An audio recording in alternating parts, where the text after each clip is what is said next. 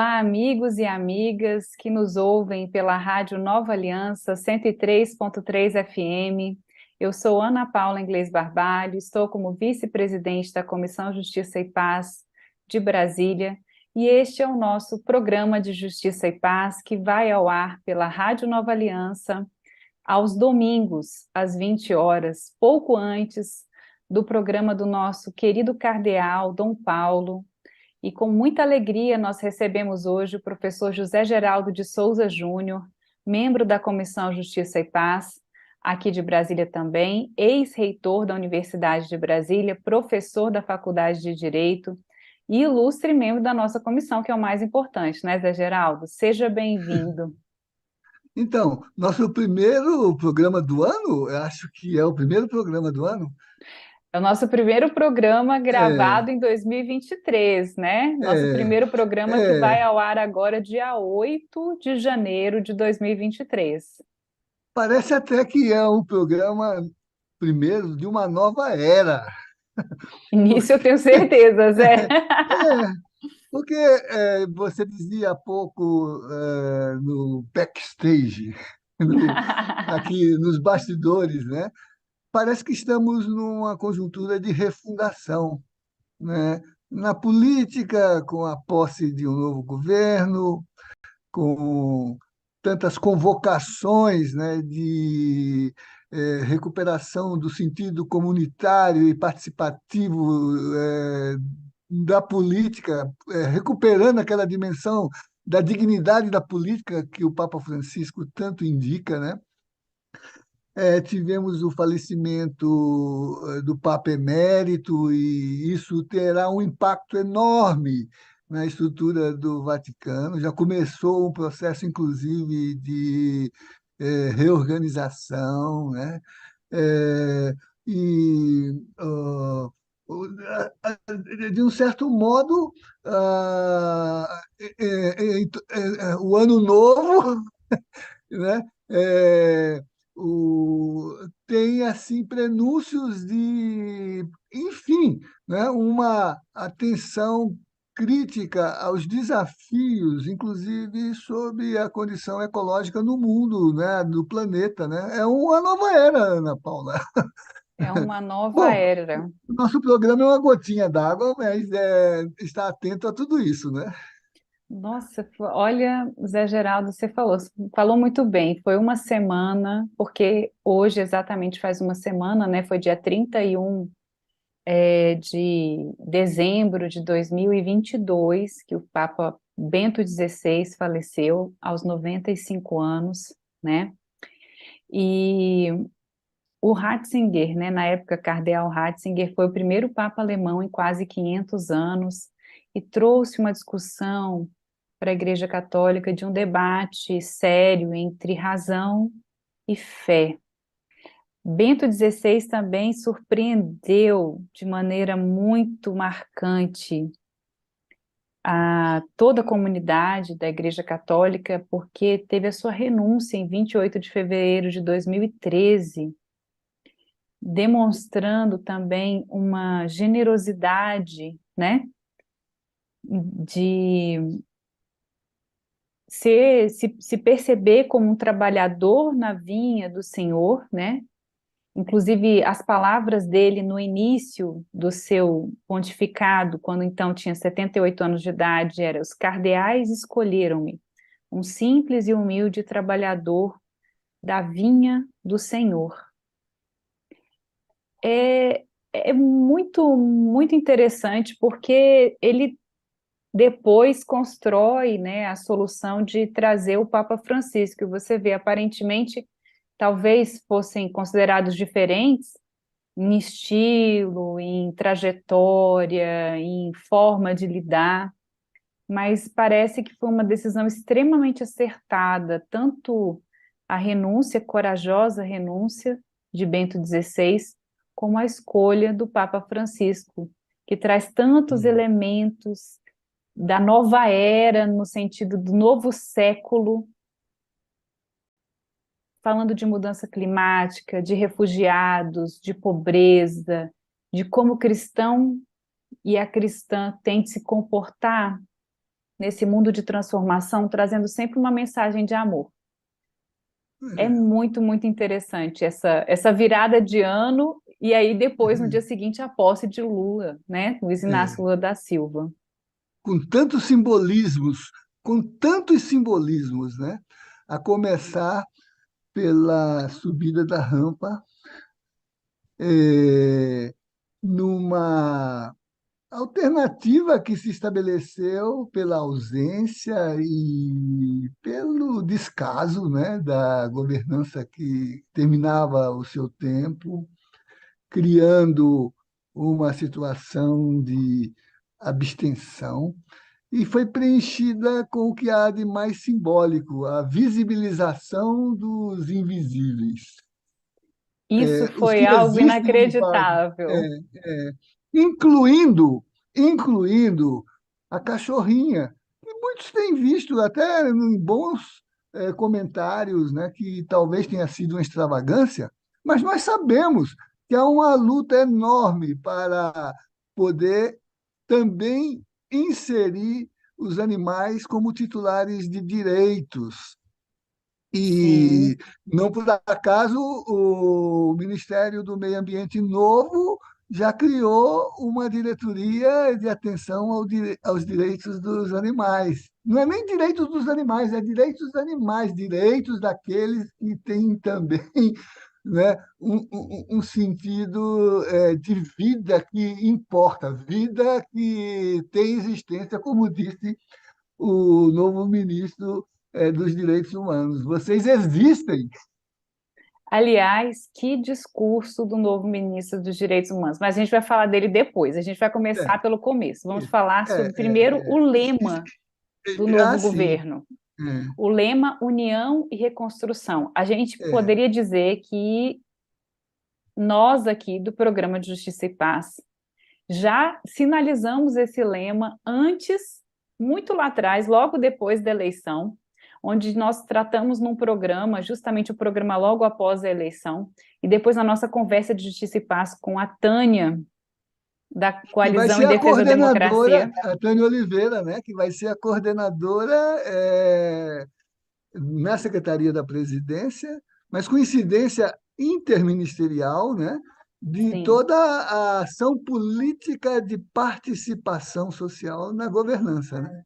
Pois é, veja como é uma mudança de paradigma radical, de um governo que considerava a população um receptor de políticas públicas e alguém que estava o tempo todo querendo, entre aspas, atrapalhar a atuação governamental, para uma população ativa que tem direitos, é detentora de direitos e articula também as políticas públicas, melhora as políticas públicas, é o usuário final que participa da construção da política pública. É uma mudança de paradigma radical. E nós antecipamos nessas conversas, logo após a eleição, a necessidade justamente de uma questão de união e reconstrução. O próprio cardeal Dom Paulo, em seu programa de Natal, em seu programa, em sua carta de Natal à população de Brasília, coloca essa necessidade de reaproximação, de acolhimento, de reconstrução das famílias, de reintegração das famílias, deixando de lado assim essa divergência política que se transformou praticamente numa cisão entre as famílias, né? Dentro das famílias. Então, você vê como todos nós estamos falando a mesma linguagem. Eu fiquei muito feliz de ver esse lema do governo federal, de união e reconstrução. É. E olha que coincide, por isso que eu falo, né, num novo tempo, né, com a mensagem do Papa Francisco para o Dia Mundial da Paz de 2023. Claro que ele tinha um olhar sobre a perspectiva da guerra lá na Europa, né, e também da Covid, que ainda está entre nós, mas o núcleo da mensagem dele é de que somente juntos podemos atuar na transformação do nosso entorno, porque ninguém pode se salvar sozinho, ele diz, né? E juntos significa estarmos na fraternidade e na solidariedade para construir a paz, garantir a justiça, superar os acontecimentos dolorosos, né?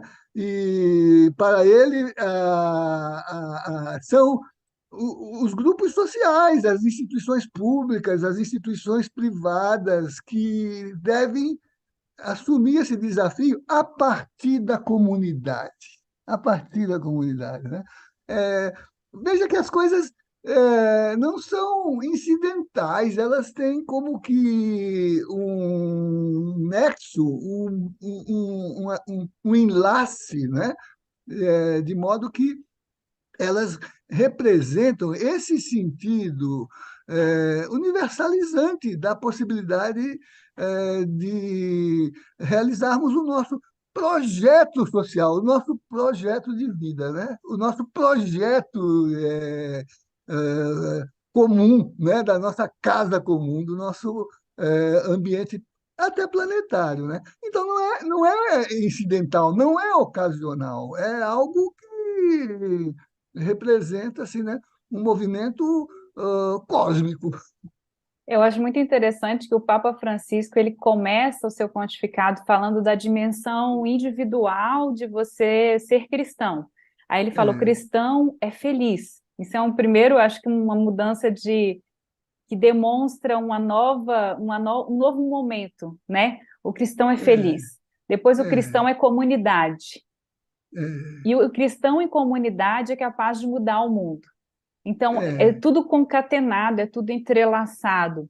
E é, me lembrou muito a sua fala agora, dessa questão da participação da sociedade, justamente daquele programa que Dom Paulo César encabeça aqui em Brasília, que se chama Partilha Brasília, que no sim. lançamento tinha vários empresários falando sobre nas palavras de Dom Paulo, né, como parceiros da modificação e como que as pessoas Hum, também das comunidades podem atuar como parceiros da modificação.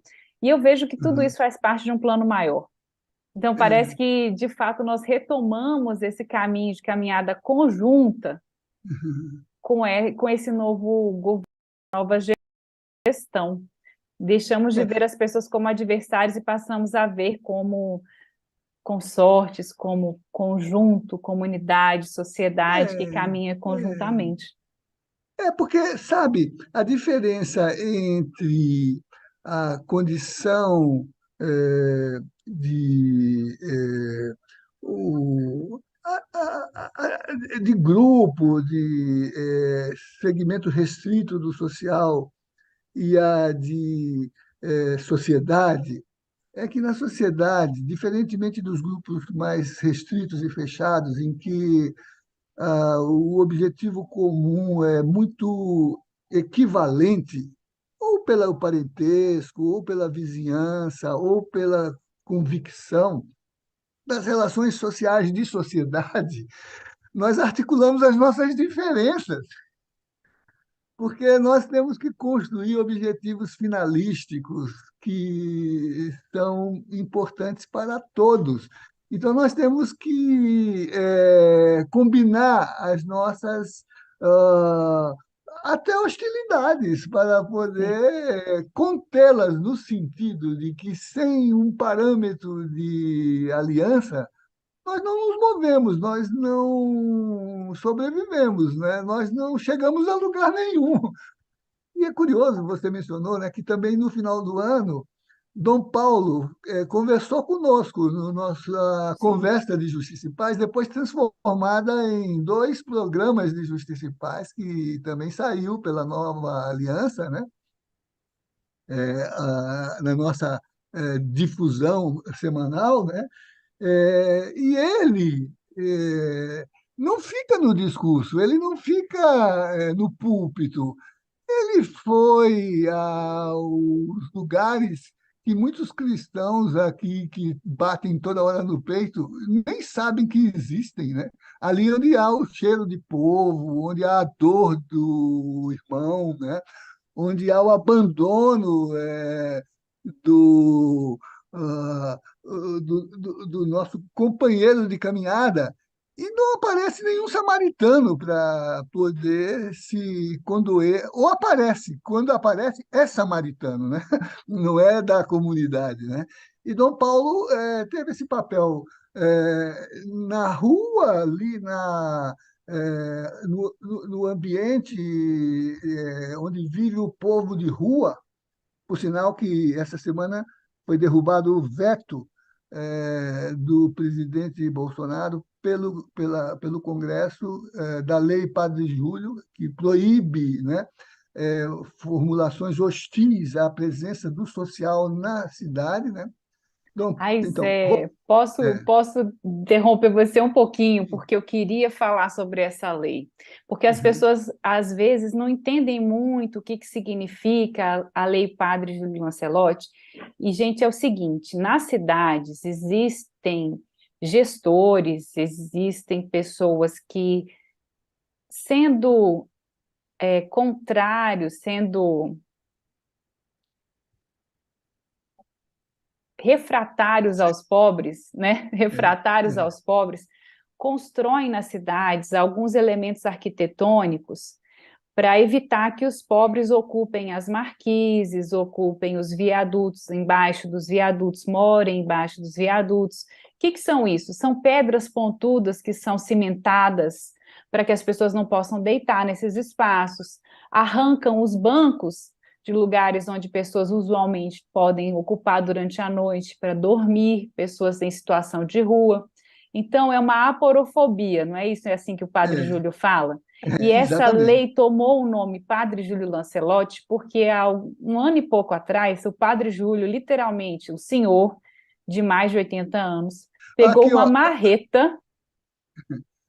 Cadê? Mostra, não está aparecendo o bonequinho, Zé, mostra o bonequinho. então, Agora tá, ó, Padre Júlio Lancelotti com a. Se os você, que nos gente, veem, os que os que nos veem pelo não veem, você tem YouTube, que descrever como manda a pauta de inclusão. Você descreve. perfeito, ó, eu vou mostrar, vou fazer uma descrição breve então do que quem nos vê pelos nossos canais do YouTube consegue ver a nossa imagem, consegue ver um bonequinho feito de crochê, que é uma figura que representa o padre Júlio Lancelotti, possui óculos, está de máscara, O avental amarelo, que é um símbolo. o avental amarelo, que é um símbolo de serviço do padre Júlio Lancelotti, que todos os dias atende a população em situação de rua e população em dificuldade, vulneráveis na sua paróquia lá em São Paulo. E o bonequinho carrega também uma miniatura feita em crochê de uma marreta, além da bengalinha do padre Júlio Lancelotti, que ele também usa bengalinha. Padre Júlio Lancelotti, lá em E já 2000, esteve conosco aqui em já programas. esteve também. Em 2020, grava uma conversa de justiça e paz conosco, a nossa última conversa do ano. E Padre Júlio Lancelotti começa a destruir esses antimonumentos da cidade, essas pedras embaixo da marquise, eram feitos bloquetes de concreto para que as pessoas não ocupassem embaixo do viaduto, procurando abrigo durante a noite, não poderiam dormir, porque eram bloquetes de concreto que deixavam o chão todo irregular e a pessoa não conseguiria dormir ali. Então, o prefeito, numa atitude aporofóbica, de medo aos pobres, né, de repúdio aos pobres, repulsa aos pobres, instala esses bloquetes. E Padre Júlio pega a sua marreta, seus mais de 80 anos, sua bengalinha e vai lá destruir esses elementos arquitetônicos. E aí, no Congresso Nacional, surge um projeto de lei que proíbe esse tipo de intervenção urbana, que é extremamente Antipovo. discriminatória, antipovo. É isso mesmo, é discriminatória. Expressão de um processo de disputa e de apropriação da cidade, né, que a pensa apenas como funcionalidade e beleza do ponto de vista do uso de um setor do social, né? E os demais são, e é a crítica que o Papa Francisco faz, são os descartáveis, são Exatamente. os que podem ficar à margem da política, da economia e da história. né? São os sobrantes. O Papa Francisco usa também essa expressão, são os sobrantes. E por isso, Ana Paula, que eu digo, com apoio em pensadores, inclusive cristãos, como o sociólogo Ivo Le Beaupin, de que os direitos humanos não são as declarações, não são os monumentos. Há estátuas de escravistas, de colonizadores.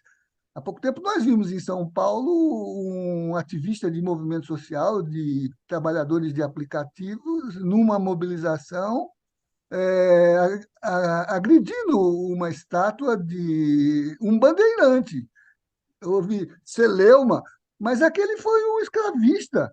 É, e por isso que no mundo os primeiros movimentos a- a- cuidam de derrubar as estátuas daqueles que são celebrados como expressão da cidade, mas que foram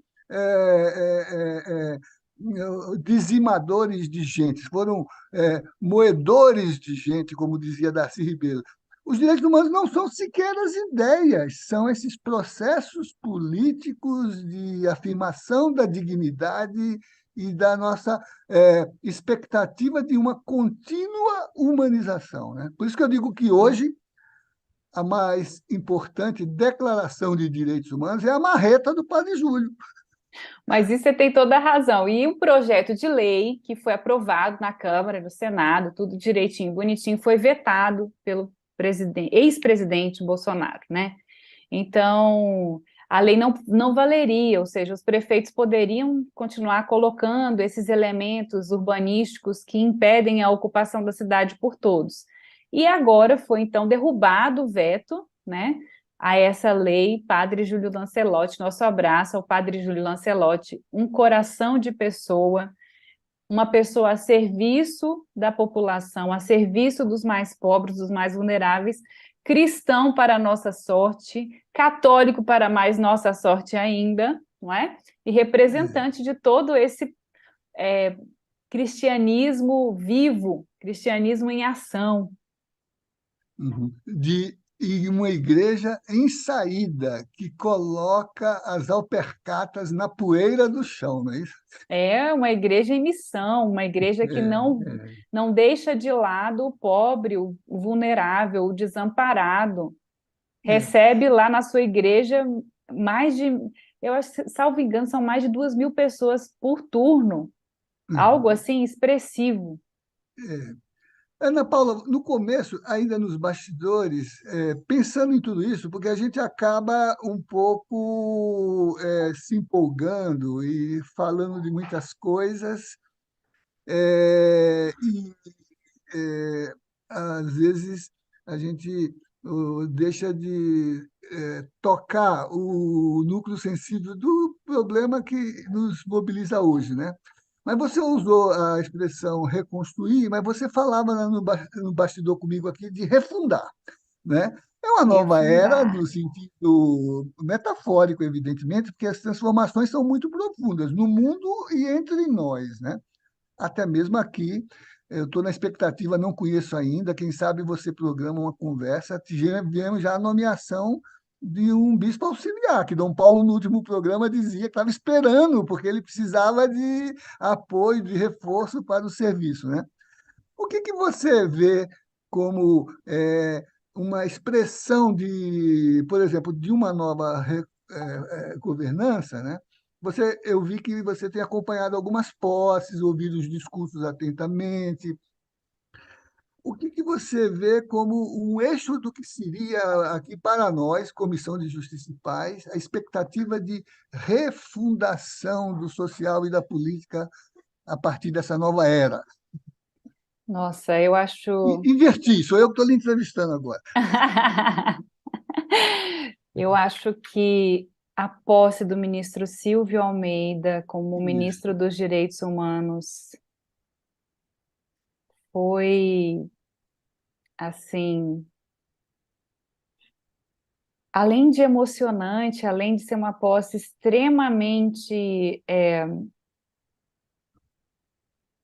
emocionante de todas as formas que a gente pode pensar, é, ele tem uma fala no início do discurso, né? Vamos trabalhar em um Brasil onde todos nós podemos caber. Coloca como prioridade a proteção de jovens, negros e pobres, dá voz a tantos grupos que ficaram calados, foram obrigados a ficar calados, tiveram políticas públicas descontinuadas, sabe? Foi demais, sabe? É um sermão do Ele, Planalto. Não é da nossa, montanha, é do é Planalto. algo. O discurso dele está circulando, né? Coloca claramente. A gente falou do Padre Júlio, o Padre Júlio, na posse dele, mandou um vídeo em apoio ao novo ministro, Silvio, dizendo que vai estar junto dele nesse compromisso, né? Mas a fala do ministro, sabe, é a favor da diversidade, ele fala sobre todos os aspectos do racismo estrutural, é uma fala tão concreta em defesa das minorias, em defesa dos direitos humanos, das causas populares, Dos invisíveis. dos invisíveis, é algo, é assim, ó, que se você colocasse um padre cristão para falar e substituísse talvez direitos humanos por Igreja Católica, Ministério dos Direitos Humanos, né? Igreja Católica caberia perfeitamente. Eu acho que a gente inicia esse processo de refundação por uma mudança de paradigma, mesmo nesse sentido de populações sendo acolhidas, né? As nossas comunidades sendo acolhidas e refundadas. Acho que é muito impactante. A segunda posse que eu destacaria, que já aconteceu, é a posse da ministra Marina Silva, ministra do Meio Ambiente e das Mudanças Climáticas, porque o meio ambiente realmente foi uma política pública que houve descontinuidade também no governo anterior do presidente Bolsonaro, e que agora a gente fala em refundação, e que vai muito aquilo que você acredita que tem dentro da estrutura nova do Ministério do Meio Ambiente até o Departamento do Bem Comum. Ele tem um nome maior, mas no final ele fala e do bem comum, que é do bem viver, Do do bem bem viver. viver, perdão, e do bem Aham. viver, para você ver como se alinha também a essa visão de mundo que o Papa Francisco propõe, né? Porque o Papa Francisco, de várias maneiras, ele é visionário, ele antecipa os temas.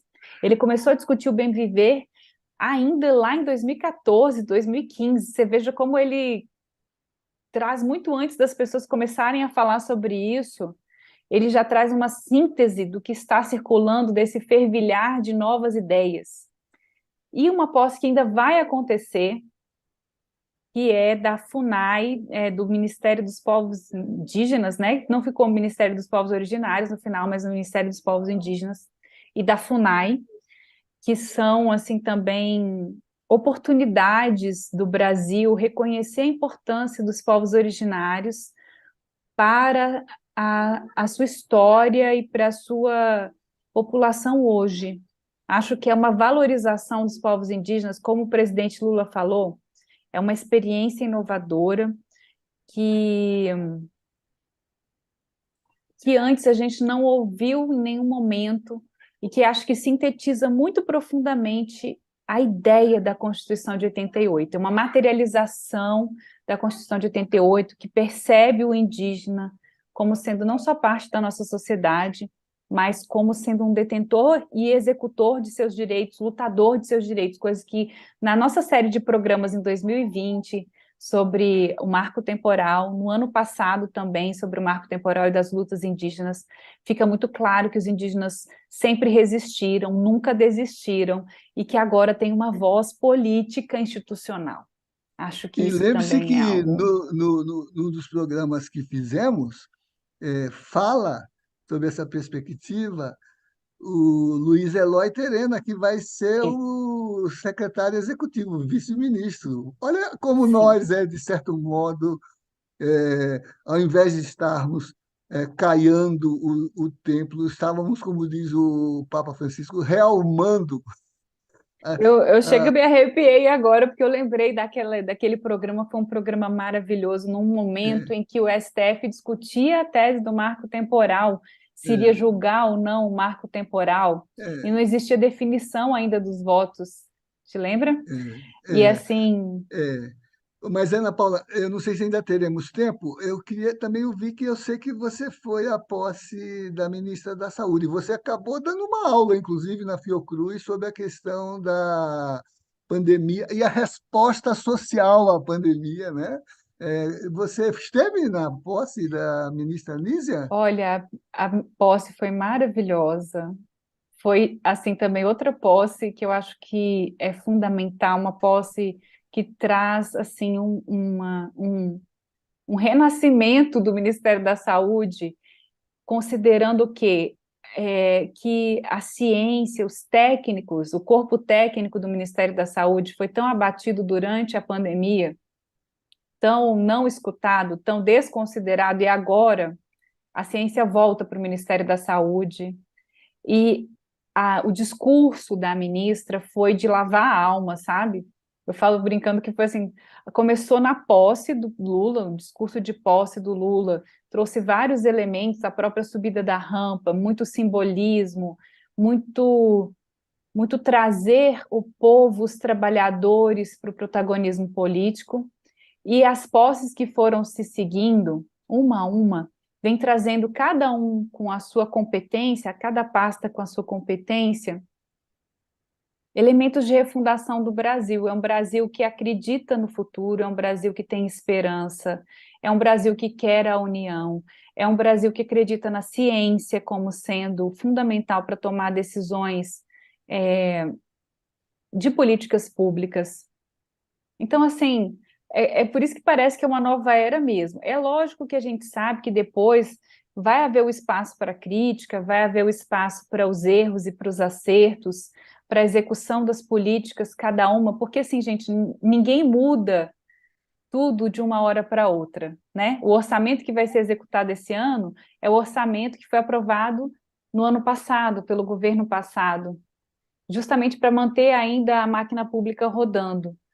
E a gente só vai começar a ver, de fato, uma nova característica de política pública nos próximos anos. A esperança que domina todos esses momentos é algo que quem não assistiu os discursos, principalmente dos ministros, acho que vale a pena procurar no YouTube e eu vou pedir para colocar alguns aqui no nosso link da transmissão, na descrição do nosso vídeo, para deixar mais fácil para as pessoas encontrarem alguns desses discursos principais. Mas, assim, é realmente muito emocionante. E o que eu percebo de consenso também nesses discursos é a inclusão das pessoas, a valorização das pessoas. As pessoas como centro das políticas públicas, da legislação, dos governos, são as pessoas, né, que movem o mundo. E, E eu me lembro muito da pandemia. Você falou da história da pandemia, das reações sociais, tem muito a ver com isso também, né? Um paradigma que a gente viveu na pandemia foi a economia não pode parar. E para isso, as pessoas que eram vulneráveis, aqueles que tinham mais idade, que eram doentes crônicos, que o mais seguro para eles era ficar em casa enquanto não se soubesse como funcionava o vírus, como combater o vírus, eles foram, muitos deles, incentivados a sair de casa, a se contaminar, e infelizmente o Brasil chegou a quase 700 mil mortes, né? E por uma responsabilidade do discurso, né? Do discurso É, político. Então, acho que isso tudo muda. Então, muita esperança, muita paz, muita tranquilidade, muito acolhimento, muita alegria, muita e muita emoção, amorosidade. muita Você amorosidade. mencionou a saúde, e é curioso porque na normativa que dispõe sobre educação popular para o Sistema Único de Saúde, o SUS, há uma série de princípios regulatórios E eles têm tudo a ver com o que você acabou de dizer, porque eles incluem, olha, regulatoriamente, a troca de saberes, o diálogo como condição, né, de reflexão crítica sobre a saúde como restauração de uma vida bem vivida, de um bem viver. E o item é o amorosidade. Ver como a Quer dizer, amorosidade tem que permear as relações. Isso é, é, é tão cristão, e está na base de uma política pública, é maravilhoso escrita numa isso. portaria. Você crê nisso, você sabe, né? Por isso que eu achei importante que, exatamente hoje, Ana Paula, sai publicada a nossa coluna de Justiça e Paz no jornal Brasil Popular, e a coluna de hoje, que é assinada pelo nosso presidente Eduardo Lemos e pelo nosso companheiro Vicente Sérgio, né, Fernandes. Assembleia Eclesial da América Latina e Caribe, promover a cultura da não violência, a defesa dos direitos humanos e da paz. Né? E eles concluem, né, que há esse desafio que vem é o desafio 29, né, do documento da Assembleia Eclesial, né, que tem como núcleo o amar ao próximo como a ti mesmo. Você vê. E os nossos colegas concluem o artigo deles, hoje, publicado hoje, né? Quem ama não viola, não violenta. Quem ama, cuida, acolhe, protege e defende. E essas ações expressam todo o sentido da defesa de todos e todas, na perspectiva de que a ninguém seja negado o direito de ser, do respeito à sua dignidade e da construção de uma justiça que que se faz no coletivo e com o coletivo. Que lindo, que lindo. Eu acho que a gente pode encerrar o programa com essa frase, Zé.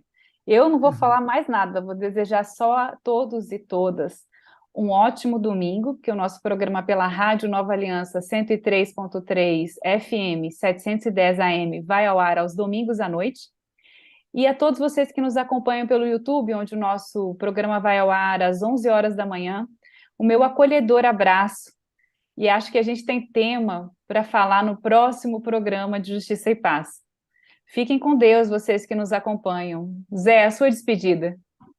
Então, a mensagem do Papa, e tanto mais forte quanto agora o nosso compromisso com a política como dimensão sublime da caridade, né? Repõe o princípio da comunidade, né? Juntos, como disse o Papa Francisco. Vamos com esse espírito de comunidade, né?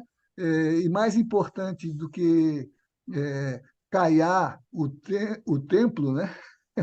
É, é exatamente colocar as sandálias na poeira do chão.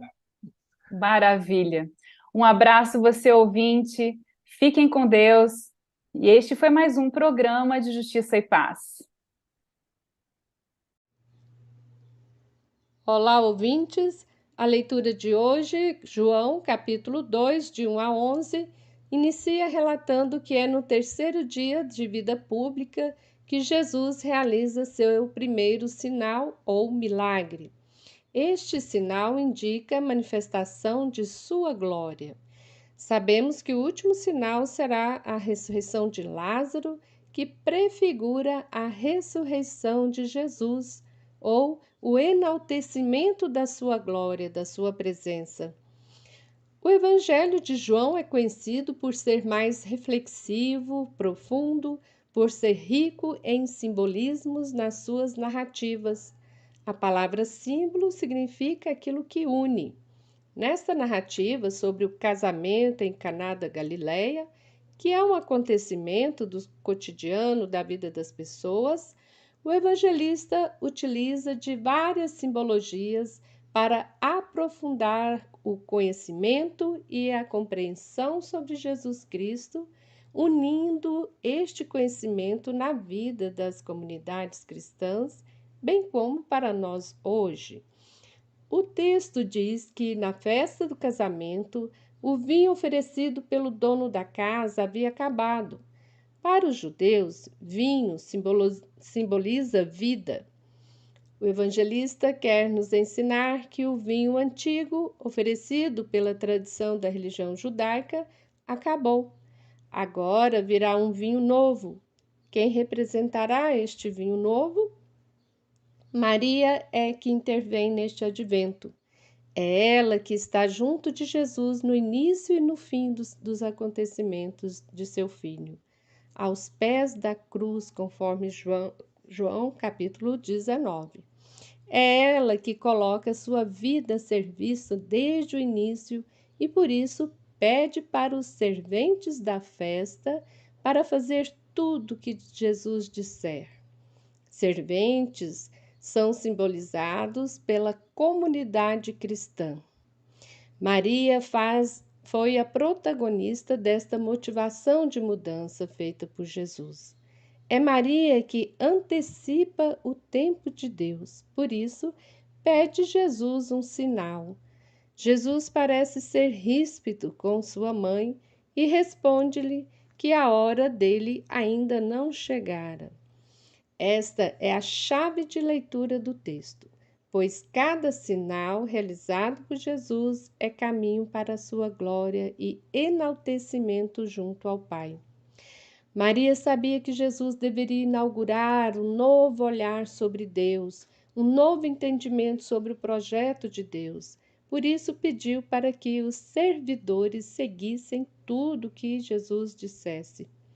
Os serventes da festa seguiram o mandamento de Jesus e por isso o vinho novo foi abundante, foram 600 litros de vinho. O evangelista quer dizer que não faltará mais vinho, ou seja, até hoje estamos bebendo deste vinho. Enquanto seguirmos o evangelho conforme Maria nos pede, conforme nós, comunidades cristãs, teremos vinho, teremos vida em abundância. As doutrinas que excluem, ou seja, o vinho velho, deve acabar, deve esgotar para inaugurar o novo, inaugurar o evangelho na vida das comunidades. Portanto, que saibamos ouvir o pedido de Maria na festa de Caná.